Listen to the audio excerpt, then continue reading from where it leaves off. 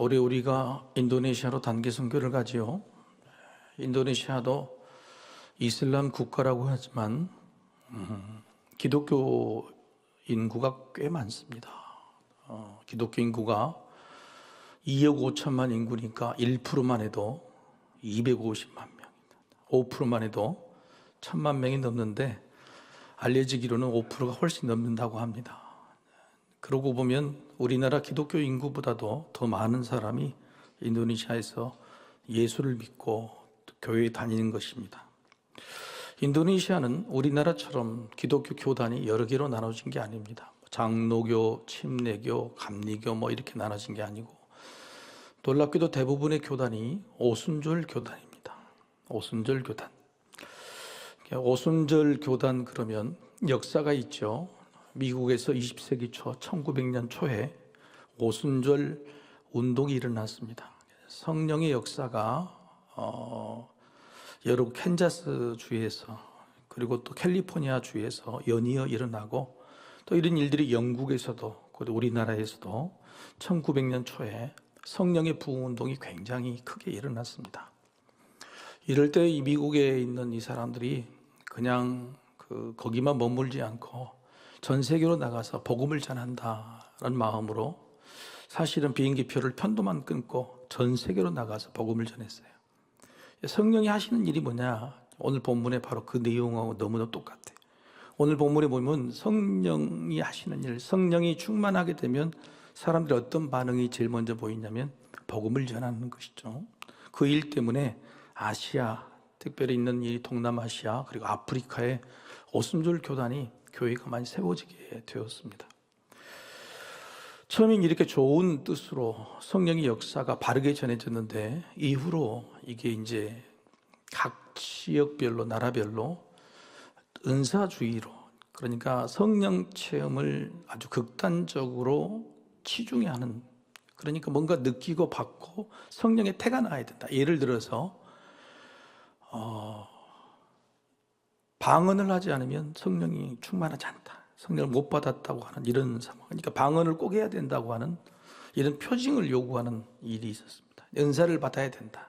성령을 받게 되면 반드시 은사주의가 따르다. 은사가 따른다고 하는 이런 일들이 좀 약간 잘못된 길로 빠지고 말았죠.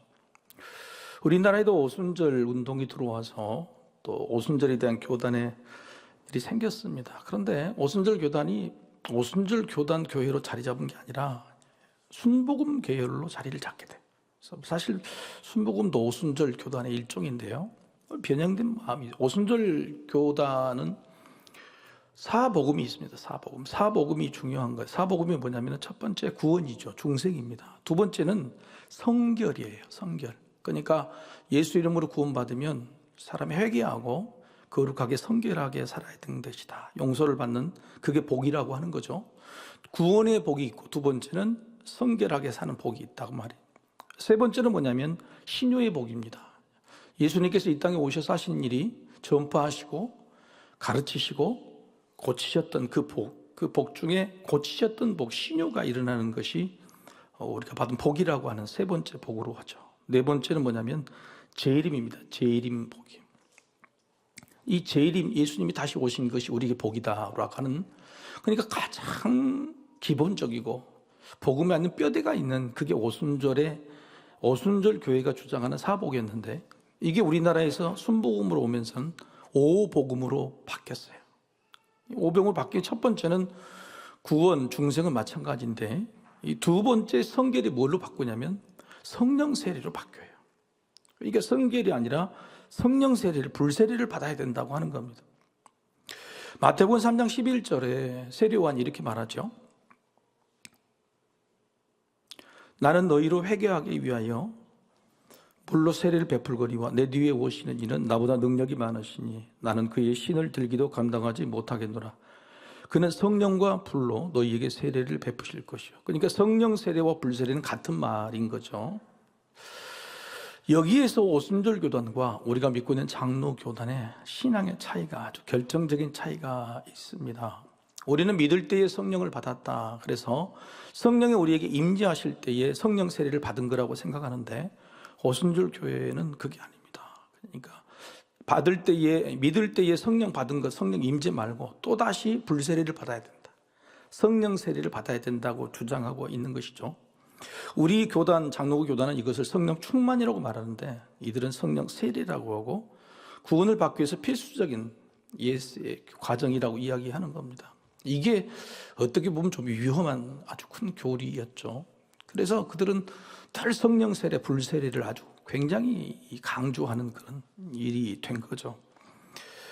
그러나 이것은 마치 하나님이 이미 아버지가 됐는데 여전히 아버지가 되어달라고 요구하는 것과 마찬가지입니다. 이미 우리는 성령이 우리 안에 들어오셔서 임하셔서 이미 성령님을 통해서 우리는 삶을 살아가는, 도움을 받고 살아가는데 성령이 마치 여전히 들어오시지 않고 밖에 계신 것처럼 성령님이 나한테 또 들어오세요. 성령님 나한테 또 들어오세요. 들어오셔서 나를 충만하게 해주세요라고 늘 구하는 그런 믿음의 모습이죠. 그래서 사실은 우리 교단의 논리하고 좀 다르죠. 세 번째 신유는 똑같이 가는데 네 번째 재림도 마찬가지. 다섯 번째 한 가지를 더 붙입니다. 그게 뭐냐면은 오중 축복이라고 해서 축복을 받는 것이다. 축복이 복이다 그러는 거예요. 이 말 자체도 이상하죠. 여러분 축복이 뭐죠 뜻이? 복이라는 뭐 뜻입니까? 아니면 복을 빈다는 뜻입니까? 복을 빈다는 것이 축복입니까? 복입니까? 아니잖아요. 복음이 아니잖아요. 그래서 이렇게 오중 축복을 받고 다섯 번째 축복을 더해서 거기에 또 삼중 축복이라고 해서 여러분이 알고 있는 요한 3서 내 영혼이 잘된 같이 범사가 잘 되고 강건하기를 원하나를 붙여놓은 것이죠. 어떻게 보면 두 가지죠. 눈에 보이는 성령 세례를 통해서 성령의 경험, 하나님의 은혜를 강조한 게 아니라 사람의 스스로의 노력이나 은혜, 역사를, 보이는 역사를 강조하는 모습. 그래서 그런 것들이 자꾸 드러나고 드러나야 믿는 것이고 드러나야 잘 믿는 것이라고 하는 모습이 보여지는 것이고 또 하나는 기복적인 그런 신앙이 됐다고 하는 것이죠. 제가 어떤 교단을 뭐라고 하는 것은 아닙니다. 그런데 오늘 본문의 내용에 보면은 성령님이 이 땅에 오셔가지고 사람들을, 믿는 사람들을 어떻게 바꾸시고 공동체를 어떻게 변화시키는지 모습을 보면 과연 우리가 성령님의 임하는 것, 성령 충만을 어떻게 해석해야 되냐 우리 고민할 필요가 있다고 하는 겁니다. 신약 성경에서 성령이라는 말은 대부분 충만과 같이 이야기를 해요. 성령으로 세례받는다는 말은 아까 같이 예수님 하신 세례요한이 한 말 그 말 외에 없습니다. 그리고 전부 다 성령의 말은 누구하고 붙어 있냐면 충만과 붙어 있어요.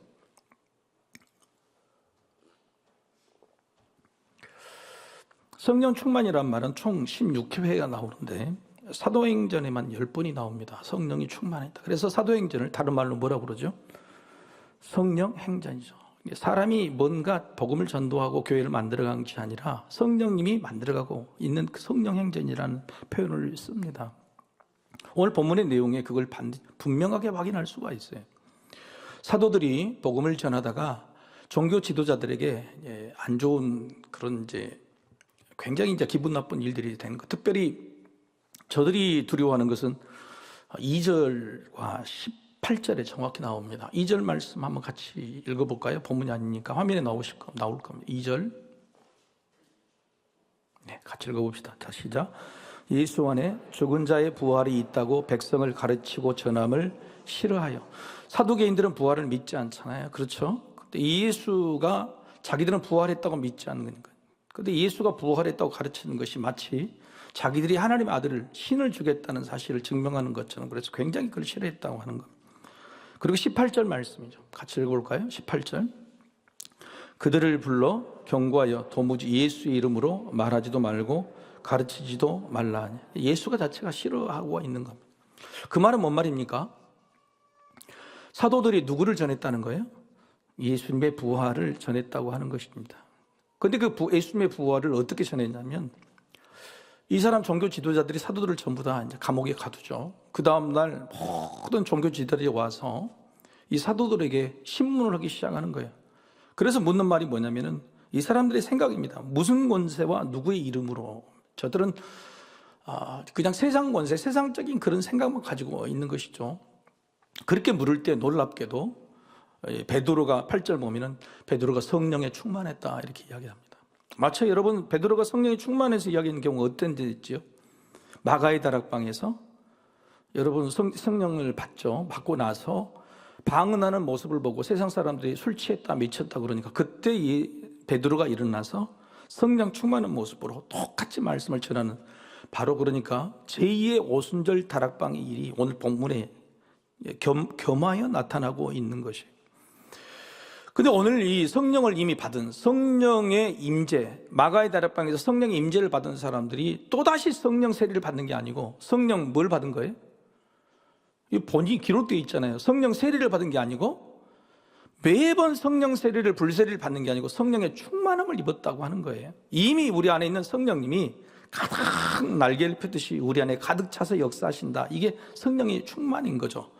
또다시 성령을 받은 게 아니라 성령의 충만하신 역사가 자신의 가슴, 영혼 가운데 가득 찼다고 하는 겁니다. 여러분, 본문을 보면은 마가의 다락방에 받았던 세례를 마치 불세례, 성령 세례를 받듯이 또 받아야 된다는 게 아니에요. 이미 받은 세례가 충만하게 역사한다는 사실을 오늘 본문에 보여주는 겁니다. 자, 성령님이 충만하게 역사해서 뭘 하는 거냐? 오순절 운동처럼 방언을 하고 신의 역사가 일어나고 뭔가 그런 복을 받는 기복적인 그런 어떤 응답이 이루어진 게 아니에요. 베드로는 이 힘들고 어려운 상황에 오히려 말씀을 단대하게 부활의 복음을 전했다고 하는 거예요. 여러분, 이 베드로의 이야기 이후에 또 13절에 보면 베드로와 요한까지 가설을 합니다. 13절에 보면 베드로와 요한이 담대하게 복음을 전했다고 하는 거예요. 그러니까 성령한 충만의 역사는요, 옆 사람에게 전파가 되는 거예요. 여러분, 한번 따라해 봅시다. 옆 사람이 성령 충만하지 않은 것은 내 탓이다. 내 탓이다. 내가 성령 충만하면 옆 사람에게 전해지게 되는 거예요. 그런데 옆 사람이 성령 충만하지 않고 믿음이 없고 다 뻘소리만 하면 그 사람 탓이야, 내 탓이에요? 내 탓이라는 거예요. 여러분, 베드로가 성령 충만하게 복음을 전하니까 옆에 있던 요한도 담대히, 여러분 또 놀라면 23절에 보면 사도들이 이제 노임을 받아서 교회에 가서 성도들에게 이야기를 해요. 그랬더니 놀랍게 그들이 한마음 한뜻으로 기도를 하기 시작합니다. 기도를 하기 시작. 그리고 마지막에 어떻게 기도가 끝나자마자 31절 보시죠. 31절 마지막 같이 한번 읽어볼까? 자, 시작. 빌기를 다음에 모인 곳이 진동하더니 무리가 다 성령이 충만하여 담대히 하나님의 말씀을 전하니라. 무리까지 성령이 충만했다고 하는 거예요. 진동하다 그런 것은 마가의 다락방처럼 진동하, 땅이 진동하, 지진처럼 난 역사가 다시 임했다. 그런데 이것을 성령 세례라고 표현했습니까? 성령 충만이라고 표현했습니까? 충만인 거예요. 말씀 그대로 받아야죠. 그죠? 말씀 그대로 이해해야 되는 겁니다. 여러분 보십시오. 성령이 충만하는 것이 뭐냐? 공동체가 변화되는 거예요.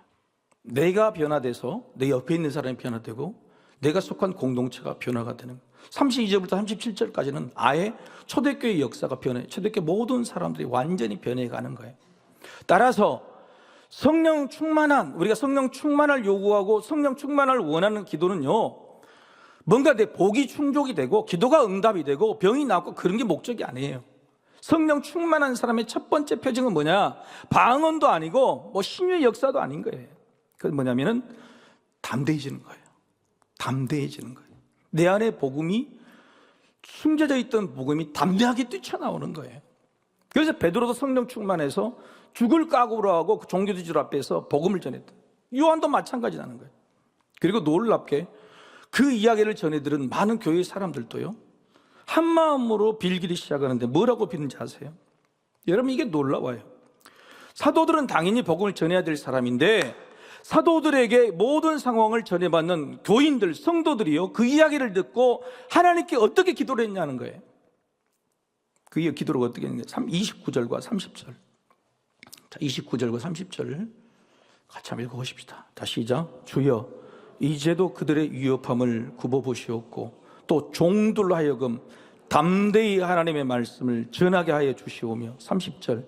손을 내밀어 병을 낫게 하시옵고 표적과 기사가 거룩한 종 예수의 이름으로 이루어지게 하옵소서 하더라. 30절은 신유와 기적의 역사를 이야기한 거 아니에요. 누구 이름으로요? 예수의 이름으로. 왜요? 저들이 누구 이름을 말하지 못하게 했어요? 예수 이름을 말하지 못하게 한 거예요. 그래서 이것은 두 가지는 뭘 가지고 기도했냐? 담대하게 복음을 전하는 거예요. 그리고 예수 이름이 드러나는 거예요. 여러분, 성령 충만의 목표가 뭐냐? 왜 성령 충만하고 싶은가? 여러분, 성령 충만하고 싶으시죠? 그렇게 기도하시죠? 그런데 왜 성령 충만하고 싶으세요? 왜 성령 충만하고 싶으시냐고? 목적을 알아요.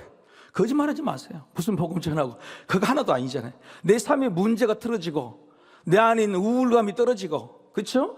때때로는 이 문제가 풀리고 이런 것 때문에 성령 충만을 원하는 게 아니에요. 그런데 초대교회 성령의 본질적인 역사는 뭐냐면 내가 담대해졌으면 좋겠다. 문제 앞에서, 어려움 앞에서, 환난 앞에서 담대하게 변했으면 좋겠다. 그리고 그래서 복음을 선포했으면 좋겠다. 내가 아니라 예수 이름이 드러났으면 좋겠다. 이게 성령 충만한 목표라고 하는 거예요. 도대체 성령 충만하고 성령 세례 받아서 뭐 하겠다는 거예요? 네? 뭐 하겠다는 거예요? 본질적으로 그게 잘못된 거라. 이 땅에 지금도 성령 충만, 성령 세례, 불세례를 원하는 많은 사람들이 원하는 게 뭘까? 한번 생각해 보시나. 우리는 그래서는 안 될 줄로 믿습니다. 이게 성령의 충만의 표징이란 말이에요. 두 번째는 뭐냐면 32절부터 37절까지 말씀. 공동체가 변하기 시작하는데요. 정말 놀라운 32절에는 물건을 서로 통용하는데 자기 것이라고 주장하는 사람은 없었다. 전부 다 내어놓았다. 내가 말씀 중에서 제일 충격을 받고 좋아하는 말씀 중에 하나예요. 왜냐하면 이 말씀은 지난주 주일 말씀처럼 왜 부자가 천국에 들어가기 어렵냐, 이 문제를 해결해 주는 표징이기 때문에 그래요. 여러분 34절 한번 같이 보십시다. 34절 같이 한번 읽어보십시다. 자, 시작. 그 중에 가난한 사람이 없으니 이는 밭과 집 있는 자는 팔아 그 판 것의 값을 가져다가. 당시 다 가난했는데 가난한 사람이 어떻게 됐어요? 가난한 사람이 하나도 없어졌다고 해요. 이게 무슨 뜻일까요? 모든 부자는 자기의 돈을 다 내어놓아서 모든 사람이 다 가난하지 않도록 만드는 거란 말이에요. 자, 이게 무슨 말이냐면 내가 속한 공동체에 가난한 사람이 있다 그러면 내 것을 여전히 내놓아야 될 거예요. 여전히 가난한 사람이 한 명이라도 있다면 우리는 부자가 될 수 있는 여건이 없는 거예요. 그렇게 될 수가 없는 거예요. 이 말은 가난한 사람이 없다는 말은요, 한편으로는 부자가 될 수 있다 없다? 없다는 말과 같아요.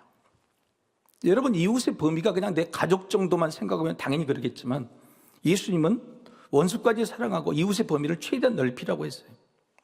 최대한 넓어진 이웃들을 다 가난하지 않게 만들려면 내가 부자가 될 수 있을까요? 그래서 두 번째는요, 성령의 충만한 역사는 뭐냐면은 사랑하는 거예요. 사랑하는 거. 자기 것을 희생하고 헌신해서 남들 위해 쓰는 거. 그게 바로 성령 충만한 역사예요. 여러분, 이런 각오를 하지 않을 바에는 여러분 성령 충만 기도하지 마세요. 여러분, 성령 충만해가지고 이런 목표의 표징인, 이건 하나님의 뜻인데 그것과 다른 성령 충만의 목표를 원한다. 그런 성령 충만을 기도하시면 안 되는 거예요. 내가 복음을 전합니다.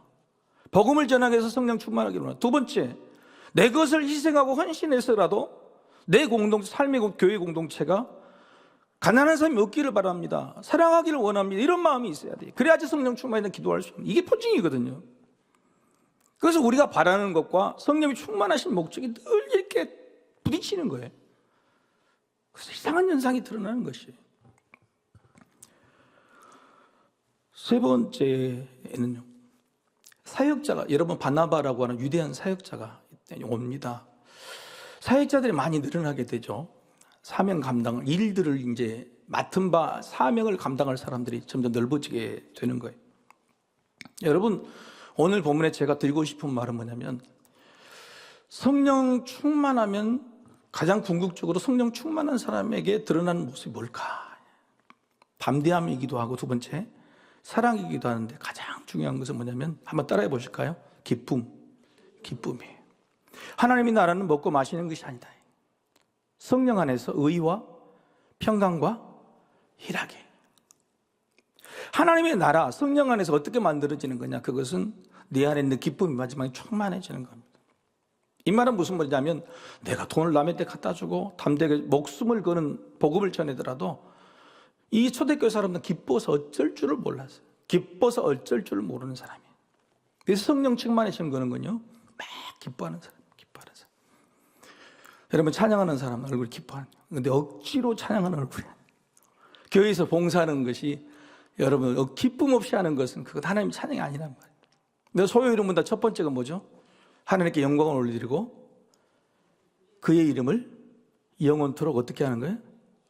즐거워하는 거, 기뻐하는 거예요. 이 말은 무슨 말이냐면 하나님께 영광을 올려드리는 일은 엄청나게 거창한 일이 아니에요. 아주 작은 일이라도 그 일을 하면서 어떻게 하는 거예요? 즐거워하는 거, 기뻐하는 거, 그게 기뻐하는 거예요. 여러분, 부모가 자식에게 바라는 것이 상을 차려주고 뭐 큰 업적을 이루는 게 아니라 자식이 기뻐하며 사는 거예요. 하나님은 우리를 보시는데 기쁨을 주체하지 못할 정도로 그렇게 기뻐하시는데 우리는 하나님의 일을, 아버지 일을 하면서 억지로 하고 기쁨이 없이 한다.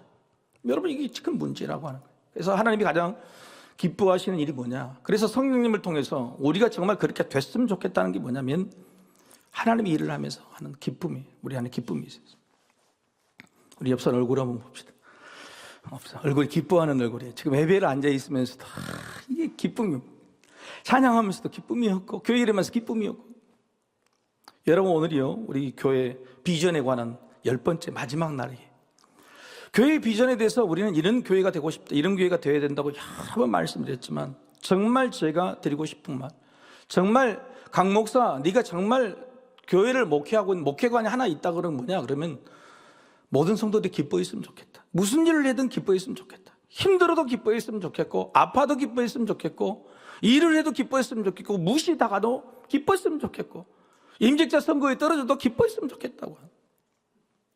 이 모든 것들 가운데 기쁨이 있는 사람이, 그게 성령 충만이고 하나님 나라가 이루어지는 거란 말이에요.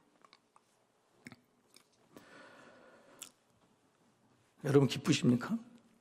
네. 여러분 그 좋은 일화가 있잖아요. 미국에서 어떤 사람이 이 새로운 도시에 이사를 갔는데 교회가 너무 많은 거예요.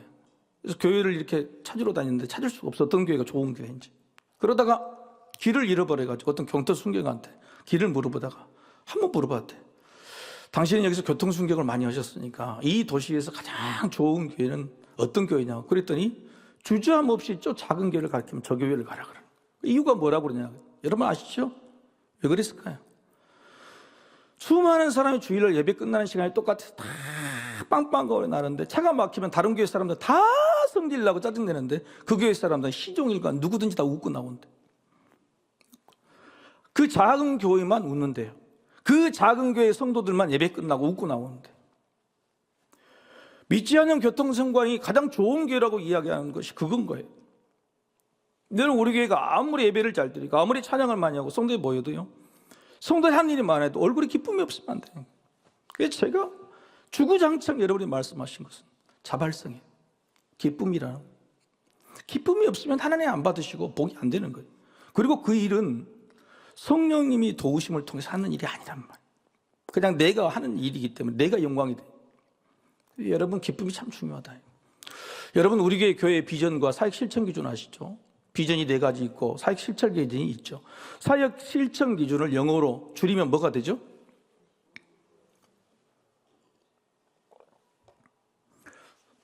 여러분 주보 앞면에 나와 있죠? 다 주보 좀 보시란 말입니다. 주보 앞면에 사역 실천 기준이 GIBM 그걸 줄인 첫 자인데 그걸 붙이면 뭐가 돼요? 기쁨이요. 그래서 우리 교회는 한번 따라해 봅시다. 기쁨 사역. 하나님의 일을 할 때에 기쁨을 하는 기쁨 사역이라는 기쁨이라는 게 있어요. 그래서 우리 교회 찬양집의 이름도 기쁨이에요. 그런데 여러분 주보를 자세히 보시면요. 기쁨이란 말로 끝나지 않죠. 뒤에 무슨 글자가 하나 붙어 있죠. 아, 처음 듣는 이야기입니까?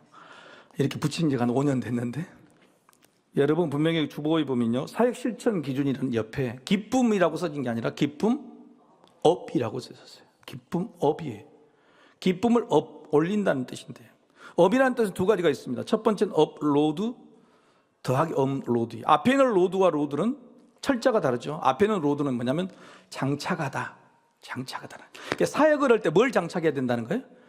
기쁨을 장착해야 된다는 거예요. 기쁨을 장착해야 돼요. 여러분 기쁨을 장착해야 사역이 이어지고 하나님 영광 받으시고 우리에게 복이 되는 거예요. 여러분 기쁨으로 일하시길 소망합니다. 하나님께서 나에게 일을 맡겨주셨다. 오늘 보십시오. 사도들을 보니까요. 죽음 앞에서 살아온 것이 감사한 게 아니고 죽음 앞에서도 복음을 전하고 저들 끽소리 못하고 할 말 다 하고 온 이 사도들이 너무너무 자랑스러워. 나도 그렇게 사역을 하고 싶다는 거예요. 그래서 간절한 마음으로 한 마음으로 기도한 것이 이런 환난 앞에 우리를 괴롭히는 저들 하나님 굽어보시죠. 그리고 우리에게 저들 앞에도 우리도 담대히 복음을 전할 수 있게 해달라고 하는 거예요. 여러분, 우리에게도 이 복음이 너무너무 기쁘고 자랑하고 싶은 일이다. 우리도 그 기쁨을 장착하게 해달라고 이거예요. 여러분, 목사가요 맨날 근엄하게 이야기. 여러분, 제일 모습 보면 막 힘드십니까? 아니면 기쁘십니까? 그것도 이것도 아니에요. 여러분, 저를 보면 막 기쁨이 넘치는 것과 주체할 수 없는 것 같죠? 저도 항상 기쁨이 차있을지 않잖아. 그러나 내가 늘 기도하는 것은 성령 충만한 것이 뭐냐? 내가 하나님께 기쁨을 드리는 게 그게 성령 충만이에요. 성도들에게 복된 영향력을 끼치는 게 뭐냐? 내가 여러분에게 뭘 해줍니까? 뭘 줄 수 있습니까? 근데 기뻐하는 거예요. 복음을 전하고 복음의 일을, 하나님의 일을 하면서 기쁨으로 즐거움으로 막 하는 거예요. 그러니까 머리가 계속 돌아가는 거예요. 창의적인 일들이 매 순간 떠오르고, 어떻게 하면 하나님의 영광을 올려드리고 어떻게 하면 교회가 잘 될 수 있을까? 하기 싫고 기쁨이 없으면 생각이 안 날 거예요. 하는 일도 하고 싶지 않을 거란 말이에요. 여러분, 이게 제가 할 수 있는 일이라고 생각하는 거예요. 성도 여러분도 오늘 본문의 말씀처럼 사도들에게 전염이 됐듯이 모든 교회들이 그렇게 되는 게 중요해요. 기쁨이 되는. 적어도 예배 드리고 가면서 웃고 가시기를 소망합니다. 이거 얼마나 좋아요. 그 두 번째는 뭐냐면 업로드예요. 주님께 영광을 올려드리는 거예요. 기뻐하면서 내가 기쁜 게 아니에요. 주님께 영광이 돼야 돼요. 내 기쁨이 주님께 영광이 되는 일이고, 주님께 영광을 올려드리는 일이 나에게 기쁨이 되는 것이라고 하는 거예요. 그래서 기쁨업이라고 하는 여러분, 우리 비전의 체계를 우리가 만들어 놓은, 마지막에 설명을 해 드리는 것입니다. 여러분 가정에 무엇을 장착하고 싶어요? 여러분 한번 생각해 보세요. 여러분, 성령이 여러분 가운데 충만히 가정에 역사하신다면 어떤 결과나 어떤 능력, 어떤 열매가 있기를 원합니다. 여러분, 그게 기쁨 아니겠어요? 여러분, 이것도 채워주세요, 저것도 채워주세요, 끝도 없고 한도 없고, 그런 것들은 성령님이 구할 것이 아니에요. 하나님 아버지, 우리 가정에 성령이 충만해서 기쁨이 넘치기를 원합니다. 행여 아프고, 때로는 실패하고, 때로는 가진 것이 부족하고, 세상 사람들과 비동해서 늘 마음이 우울할지라, 그러나 성령님 충만한 역사에 있어서 저들의 영혼을 기쁘게 만들어 주십시오. 우리 가족이 모일 때마다 늘 기쁨의 탄성, 기쁨의 찬양이 흘러나왔으면 좋겠습니다. 여러분, 내 영혼이 그렇게 기뻐야지 옆 사람에게도 기쁨을 주는, 내가 성령 충만해야 옆 사람도 성령 충만하듯이 내가 기뻐야 옆 사람도 기쁘다. 먼저 기뻐하시길 소망합니다. 사도 바울은 이것을 깨달았어요. 그래서 항상 기뻐하라. 항상 기뻐하라. 뭐예요? 쉬지 말고 기도하라. 범사에 감사하라. 기도 감사가 너무 중요한데 그보다도 항상 기뻐하라. 이를 너희를 향하신 하나님의 뜻이라고 하는 거예요. 하나님의 뜻이라. 하나님의 뜻이 뭐예요? 기쁨이 제일 먼저다고 하는 것이죠. 이게 너무너무 중요하다. 너무너무 중요하다. 여러분, 우리에게는 모든 사역에 기쁨이 있었으면 좋겠다 하는 거예요. 이번 사순절 기도에도 기쁨으로 참여하시길 소망합니다. 기쁨으로요, 복받는 일이다 말이죠. 찬양할 때도 올해는 찬양 집회가 계획이 되어 있어요. 하반기 때 CTS 방송, 전국 방송, 전국으로 나가는, 우리 교회가 처음으로 전국으로 나가는 찬양 집회를 우리 교회에서 촬영을 하게 될 겁니다. 할렐루야. 2시간 동안 촬영을 하게 될 거예요. 가을쯤에. 그게 이제 전국 방송으로 나가게 됩니다. 그래서 저는 그때 가식적으로 막 찍은다고 그러니까 이렇게 웃는 게 아니라 지금부터 막 웃었으면 좋겠다. 찬양할 때 지금부터 웃고, 인도자도 그렇고. 여러분, 오늘 찬양, 이렇게 찬양하신 분들요, 집에 가서 수요일 예배 영상 찬양 어떻게 하셨는가 보래요. 한 15명 중에 14분이 근엄하게 찬양하셨어요. 근엄하게. 기쁘게 찬양하세요. 기쁘게 찬양하는 게 하나님의 영광 받으십니다. 그 정말 너무너무 중요해요. 너무너무 중요해요. 그 다음에 여러분, 성령님이 충만한 것이 도대체 뭐냐? 그래서 성령 코스를 할 겁니다. 성령 열매와 은사들을 같이 공부하는 그 과정을 만들어서 우리가 도대체 성령님이 왜 우리 안에 오셔서 기쁘게 만드신 그런 것들을 우리가 살펴보게 될 겁니다. 그리고 무엇보다도 오늘 보면 담대히 복음을 전하는 일, 특별히 알파 코스를 우리가 해마다 하는데, 저는 알파 코스를 할 때마다 좀 기쁨으로 감당했으면 좋겠어요. 이왕 우리가 복음을 전하는 일이고 오늘 좀 사랑하는 일이고, 그렇죠? 한 교회가 한 마음으로 뭉치는 이 일인데 2달, 3달 동안 힘들다고 어렵다고 만들다 그렇게 하지 말고 이왕 감당하면 좀 기쁨으로, 즐거움으로, 이렇게 담대하게 복음을 전하는 그 일이 우리 안에 있었으면 좋겠다고 하는 겁니다. 하나님은요, 우리에게 많은 걸 원하시지 않아요. 그냥 하나님을 즐거워하면 되는 거예요. 내게 맡겨주신 일에 기쁨으로 감당하면 내 영혼이 기뻐지고 내 가정도 기뻐지고 여러분의 인생도 기뻐질 줄로 믿습니다. 이 시간 같이 한번 기도하십시다.